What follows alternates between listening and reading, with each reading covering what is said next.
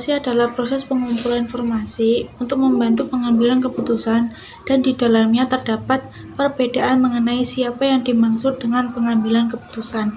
Sedangkan penelitian berpendapat bahwa evaluasi adalah pentaksiran suatu hal yang dilakukan secara sistematis dan perincian untuk kajian lebih lanjut guna menemukan konsep sesuai yang diharapkan oleh evaluator. Sedangkan kurikulum adalah seperangkat rencana dan pengaturan mengenai tujuan, isi, dan bahan belajar, serta cara yang digunakan sebagai pedoman penyelenggaraan kegiatan pembelajaran untuk mencapai tujuan pendidikan. Dan secara konseptual, kurikulum adalah suatu respon pendidikan terhadap kebutuhan masyarakat dan bangsa dalam membangun generasi muda bangsanya. Sedangkan secara pedagogis, kurikulum adalah rencana pendidikan yang memberikan kesempatan untuk peserta didik mengembangkan potensi dirinya dalam sesuatu suasana belajar yang menyenangkan dan sesuai dengan kemampuan dirinya untuk memiliki kualitas yang diinginkan masyarakat dan bangsanya. Baik, saya Hica Rahma akan melanjutkan yang telah disampaikan oleh teman saya mengenai implementasi evaluasi kurikulum. Evaluasi kurikulum sendiri dapat menyajikan informasi mengenai kesesuaian, efektivitas, dan efisiensi kurikulum tersebut terhadap tujuan yang ingin dicapai dan penggunaan sumber daya. Yang mana informasi di sini sangat berguna sebagai bahan pembuat keputusan apakah kurikulum tersebut masih dijalankan tetapi perlu revisi atau kurikulum tersebut harus diganti dengan kurikulum yang baru.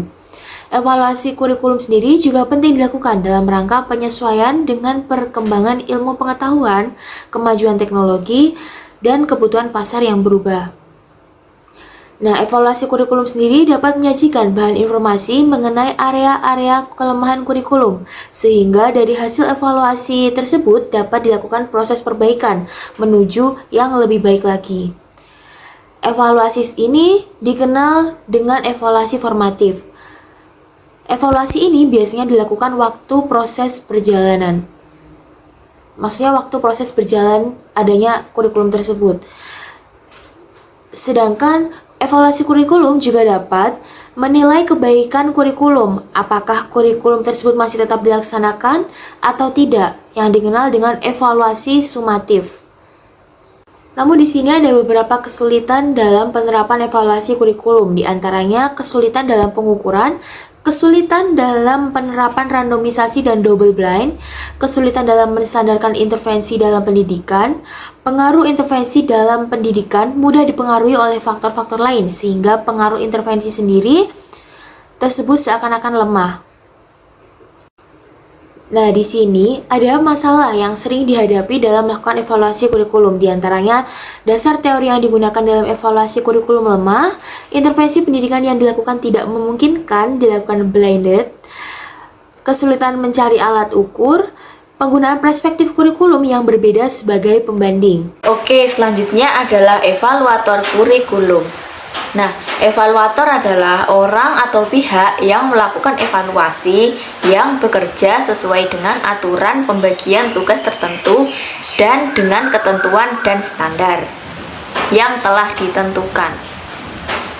Jika evaluator itu adalah pada konteks evaluasi kurikulum, maka evaluator kurikulum adalah orang atau pihak yang melakukan pengembangan dan penerapan kurikulum di sekolah yang bertugas merancang dan mengumpulkan data sebagai badan dalam pengambilan kebijakan dan keputusan oleh pejabat sentral sekolah. Selanjutnya yaitu model evaluasi kurikulum.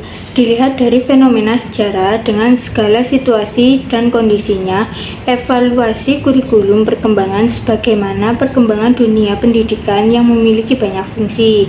Model evaluasi kurikulum diantaranya yaitu ada yang pertama, evaluasi model penelitian.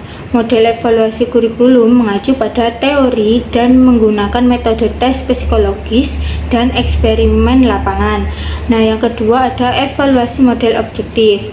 Dalam penelitian objektif, ada beberapa hal yang harus diperhatikan, di antaranya adanya kesepakatan tentang tujuan kurikulum, merumuskan tujuan tersebut dalam perbuatan peserta didikan, menyusun materi kurikulum yang sesuai dengan tujuan tersebut, mengukur kesesuaian antara perilaku siswa dengan hasil yang diinginkan.